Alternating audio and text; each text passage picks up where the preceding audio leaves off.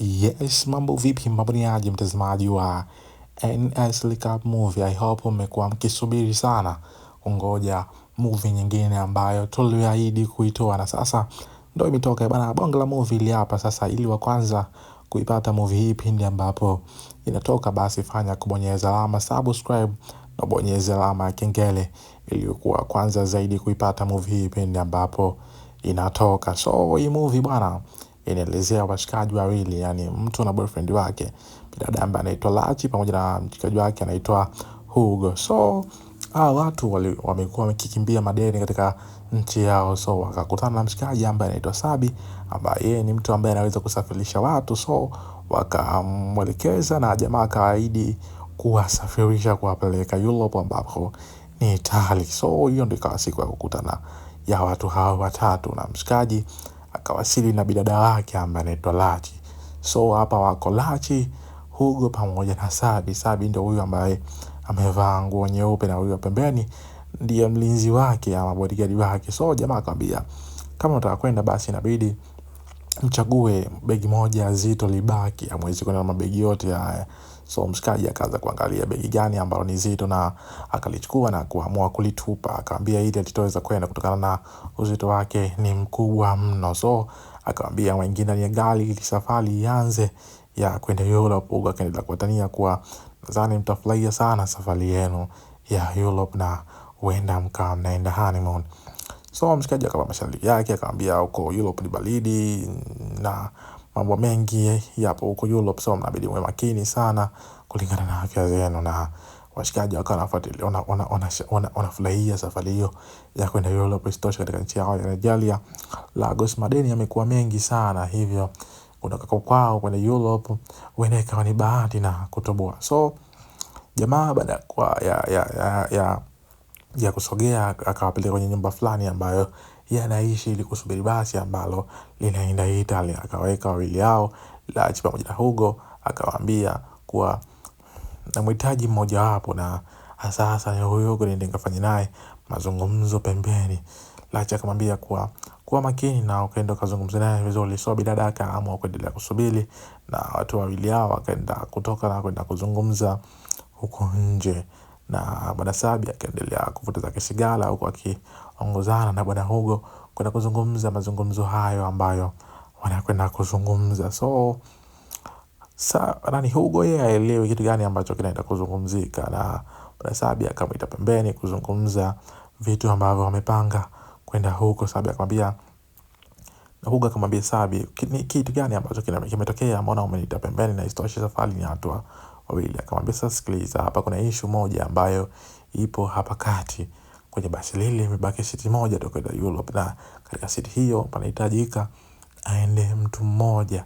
So wewe nimekuita ndo mtu ambaye utachagua nani kati yako wewe na mpenzi wako ama wewe na mke wako anatakiwa aende Europe. So mshikaji akawa very shocked, akaanza kushangaa kutokana na hayo sio mambo amekubaliana. Isitoshe ameshampa fedha ya siti mbili ambazo watapanda kwenye basi, lakini bwana Sabi akakumalia kwenye jambo lake na kumwambia kuwa haiwezekani kwenda wawili na siti imebaki moja, na safari ya huko ni ndefu, hamwezi hata kupakatana, hivyo inabidi uchague wewe au mpenzi wako aondoke. Lakini bwana Hugo yeye akaendelea kubisha mpaka ikafika hatua mlinzi wa Sabi akatoa pipe na kumtishia na kumwambia kuwa chaguo lako wewe mwenyewe, na kwenye machaguo yako wewe makini kati ya wewe au mpenzi wako nani anatakiwa aondoke.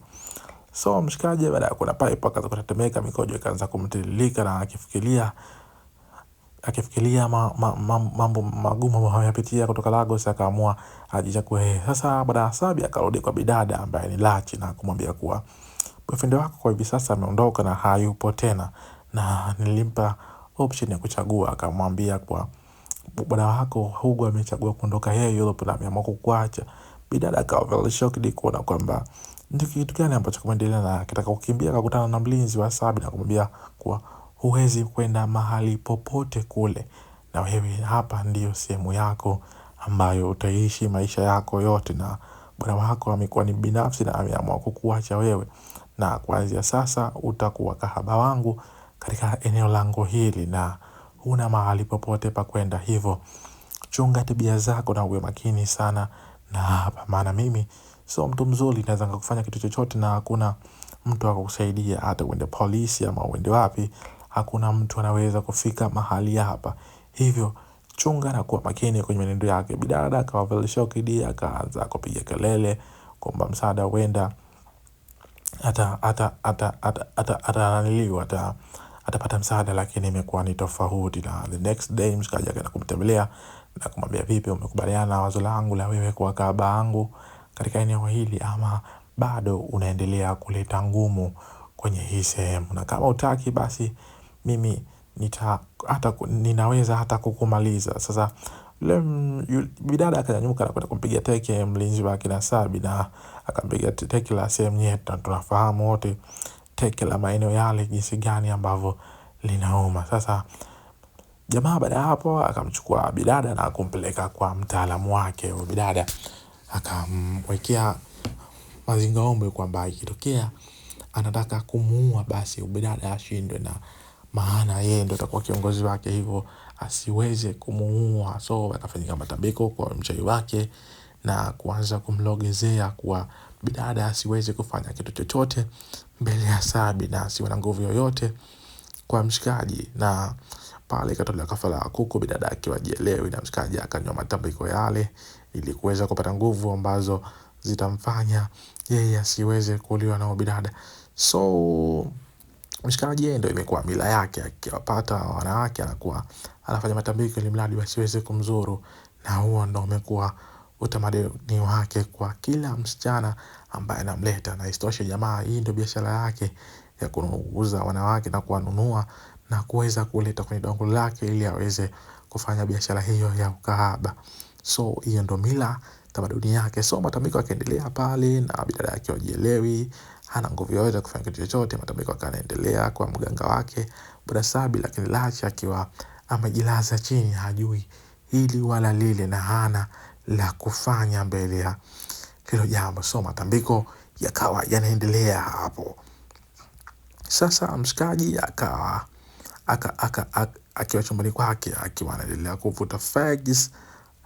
Wataalamu wanasema ana lost zake na anavuta fegi, lakini baada ya hapo mlango ukawa unagongwa na bidada akiwa ameletwa chumbani kwa Bwana Sabi. Huko Sabi akishangaa akamwambia kuwa tayari umeshamleta. Akamwambia yes, mwanamke ni huyu hapa, lakini bado anaonekana na kiburi. Bwana Sabi akasema, sasa wewe toka na niachie huyu bidada niendelee kufanya naye mambo. Na inaonekana mshikaji anataka mzigo kwa namna fulani katika biashara yake. Mara nyingi yeye ndiyo mtu ambaye anazindua bidhaa hizo, basi amemwita kwa lengo la kumnyandua huyo bidada ambaye anaitwa Lachi. So mshikaji akamwambia kwa upo tayari ama bado, maana sasa wewe ni mtu wangu na huna pa kwenda na siwezi kukua kwa sababu bwana wako nimempa pesa nyingi sana, hivyo unastahili kuzirudisha na uwezi kuondoka pasipo kurudisha pesa hizo. Hivyo kabla hujaenda kukutana na watu wako ambao ni wateja wako, basi inabidi nikizindue mimi kabla ya au watu kufanya na wewe mapenzi. So mimi inabidi ni wa kwanza. Bidada akaanza kuleta ngumu pale, lakini mshikaji kumbuka ameweka pipe mkononi. So bidada akaanza kutetemeka na kupata hofu kwa kiasi kikubwa sana. Isitoshe pipe iko usoni mwake na mshikaji akawa anamzungushia na unafahamu pipe inapokuwa mbele yako, kama uwezi kukaza, basi hata mkojo unaweza kudondoka kimasiala, na hata usipokaza vizuri hata haja kubwa inaweza kudondoka. So mshikaji anavuta fegi huko, anamwambia kuwa vua nguo ili nione ni jinsi gani ambavyo umeumbika, na kaa chini ili tuweze kufanya jambo letu ambalo limekuitia hapa. So sit down and ufue nguo zako zote ili niweze kupata utamu wako, nionje ladha yako. Bidada akaanza kutia huruma. Isitoshe bidada bwana amekuja hapa akiwa mjamzito, na isitoshe boyfriend wake ama mpenzi wake Hugo hafahamu kitu chochote ambacho kinaendelea. So bidada hapo alipo ni pregnant na ni mtu ambaye ana miezi kadhaa kwenye hiyo pregnant yake. So ni kama ana miezi 3 au 2 na mimba yake. So mshikaji akaweka chakula kitandani mradi kiweze kuliwa. Bidada akiwa yupo zake kitandani anaendelea kushangaa na mshikaji anavuta pipe, anaweka pipe Yani anatoa pipe moja na eka pipe nyingine ili aweze kufanya tendo na huyo bidada. Huko bidada mwili unasisimka, haelewi kitu gani cha kufanya. Mshikaji anacheka cheka, ugwadu umemjaa, hamu zimemtawala, mate yanamdondoka, huko anacheka cheka, anavuta fegi sije ndo anakula dawa ili mradi tu apate loso ya kuweza kumnyandua huyo bidada. So mshikaji akaeka fegi chini ili kuanza kumnyandua huyo bidada. Lakini baada ili wa kwanza sasa kuzipata hii movie pindi ambapo zinatoka, basi fanya kusubscribe na ubonyeze alama ya kengele ili wa kwanza kuzipata movie hizi pindi ambapo zinatoka. Na unaweza kutufuatilia kupitia mitandao yetu ya kijamii kama vile Facebook, Instagram na YouTube kama NS Likahab Movie. Unaweza kutupata huko. So mshikaji chakula kipo kitandani, bidada na hema juu ya kufanya. So baada hapo mshikaji tayari ameshakula mzigo, bidada analia zake. Sasa the next day ni kwamba bidada ameshaletwa kwenye hivyo vyombo vya ukahaba, na kuna matron ambaye ndo ukiangalia nyuma matron ndo yule mganga ambaye ni mganga na wake Sabi. Akamwelekeza kuwa kwanza sasa wewe ni malaya wa ile eneo na hatutumia jina lako tena, sijilaje siji nini.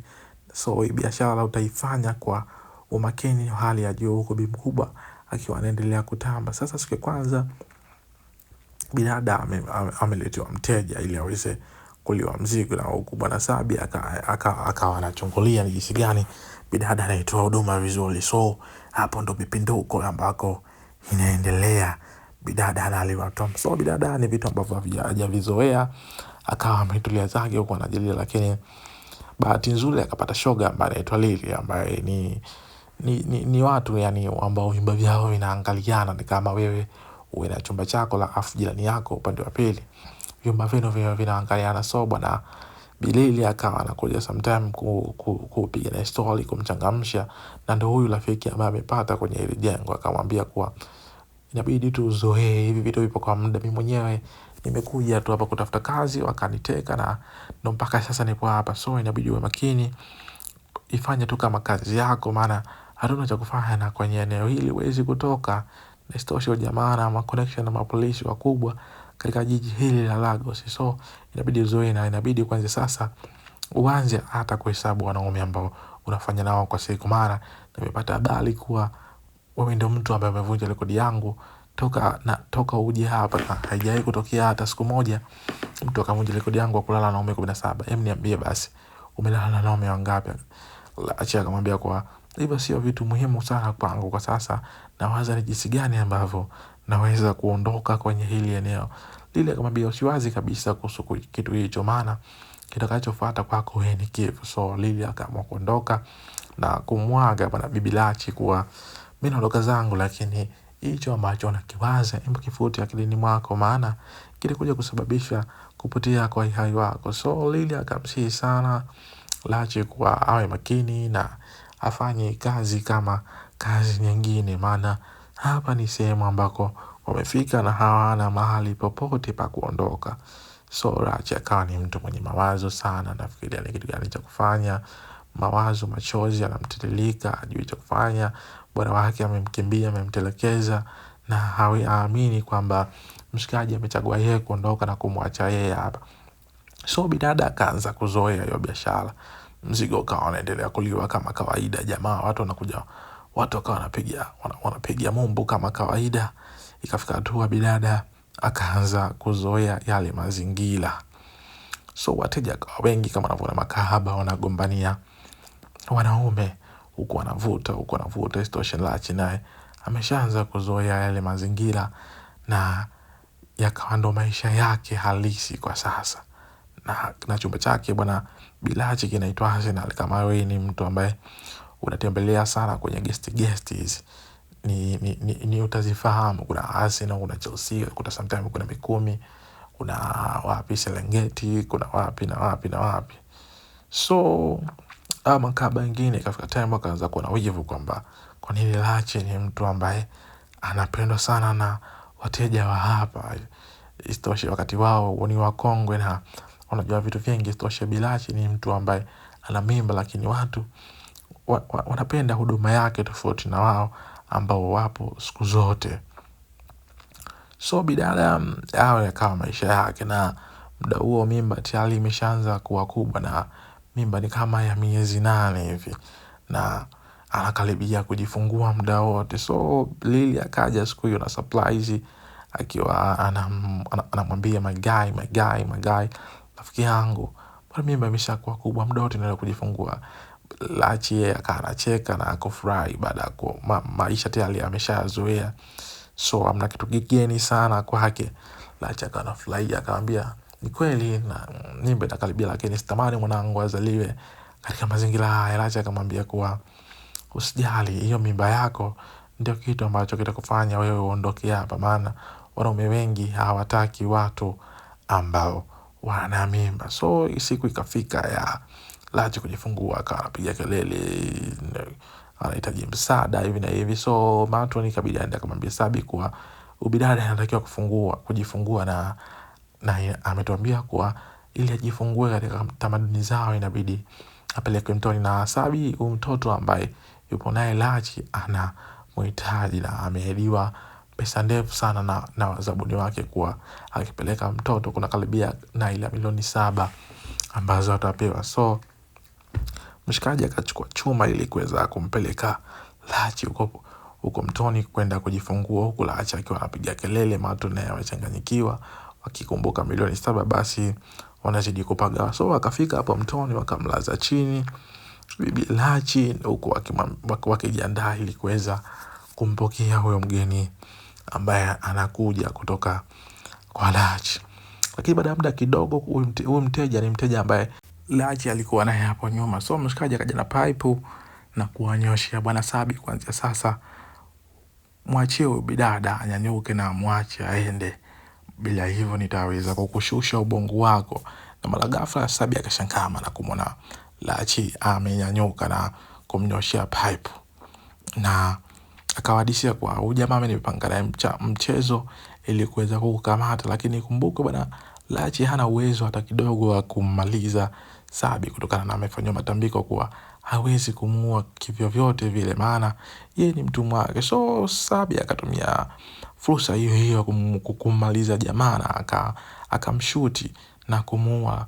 So bidada akawa amerudishwa, lakini baada ya kurudishwa hapo mimba yake ikawa tayari imeshatolewa na mtoto hajulikani halipo. So bidada akawa amelala zake na hajui kama mtoto wake tayari ameshaondoka, maana fahamu zake zimekata. So baada ya miaka kadhaa, ikumbukwe Hugo alishaondoka kwenda Europe, na sasa amerudi akiwa kama padi, na Sabi anashangaa kuona huyu mshikaji kama padi tofauti na lomba yake ambayo amefanyia mke wake. So Hugo kamuuliza kuwa Lachi kwa wapi, na Sabi akamwambia kuwa Lachi ameshaondoka hapa miaka kadhaa nyuma, na sasa hapa kwangu hayupo, hivyo ukitaka kumpata basi acha namba zako, nikimwona nitamtafuta na nitakwambia kuwa yupo maeneo gani. So huku Sabi akaendelea kumzingua jamaa kuwa kumbe hata niliofisha naweza kwa kondoo, maana siamini kwa mtu kama wewe kwa Europe. Na mshikaji kiwalishia tayari ameshajipata, maana yeye ni mamishonari wale ambao wa nje ameunganishwa nao, na sasa ni mhubiri, ni pastor. Lakini alipotoka nje akakutana na Lily, na Lily akamwambia kuwa vipi pastor, unataka nikupe huduma, nikupe vitu vitamu? So akapita zake.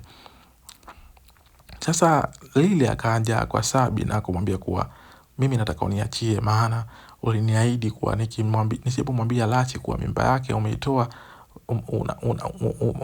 umemzalisha na mtoto umemuuza, utaniachia huru. Sasa nataka uniachie. So Sabi akamkuza na kumwambia kuwa haitowezekana kitu kama hicho, na usahau kwenye maisha yako, na hakitakuja kutoka kwake. So ufute akilini mwako hilo jambo. Na Sabi akiwa anajisemea moyoni kuwa maina ya mwezi Sabi, na hakuna mtu kama mimi, so na hakuna yote ambaye anaweza kunitisha. Huko akaendelea kujisifu kwa yeye ni Sabi na ndio the big boy katika maeneo haya.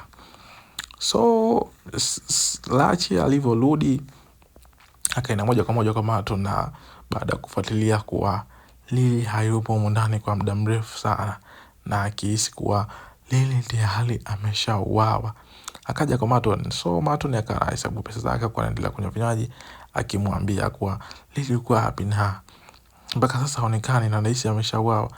Maton akamwambia kuwa Lily hajauawa na ameenda kijijini kwao. Akamwambia hapana, Lily alishaniambiaga kuwa hana ndugu yoyote, yeye yupo kama yeye. So bishana ukaanza pale. Maton akamwambia kuwa nakuomba sana, sitaki uniulize maswali yako ya kishenzi. Lachi akapata hasira kuwa akamwambia, hivi mnatuchukuliaje? Mnatuona kama hatuna mahali pa kwenda? Tuachieni. So Lachi aliachaga barua kwa na Lily kuwa mtoto wako yupo na mimi niliambiwa nisikwambie, so I'm so sorry, hivi na hivi. So Lachi tayari ameshafahamu vitu vyote ambavyo vinaendelea, kuwa naye yupo na amedanganywa na mtoto wake hajauawa wala nini. Maana Maton pamoja na Sabi walimwambia kuwa mtoto wake tayari ameshauawa. So Lachi akaondoka zake pale, akatoroka kwenye hilo eneo. So Lachi akarudi mtaani na kuenda kutafuta maisha mengine ambako tayari pale ameshatoroka kwenye eneo lile. So mimi nakusihi tu, ili wa kwanza kuzipata movie hizi pindi ambapo zinatoka, basi fanya kusubscribe na kubonyeza alama ya kengele ili wa kwanza kuipata movie hii pindi ambapo inatoka. Na the good luck ni kwamba mshikaji alimuona bibie Lachi na wakakumbatiana, na mwisho wa movie ikawa hivyo, maana watu wawili hao walipotezana muda mrefu, so wakakumbatiana na wakajuliana hali na movie ikaisha hivyo. So mimi nakusihi tu tufuatilie kupitia mitandao yetu ya kijamii kama vile Facebook, Instagram na YouTube kama NS Recap TV. So endelea kutufuatilia page zetu, like, subscribe, tukawa comment zako. Kama tumekosea tuambie, kama tumepatia tuambie. Movie ikiwa kali sema, movie ikiwa mbaya sema movie gani unataka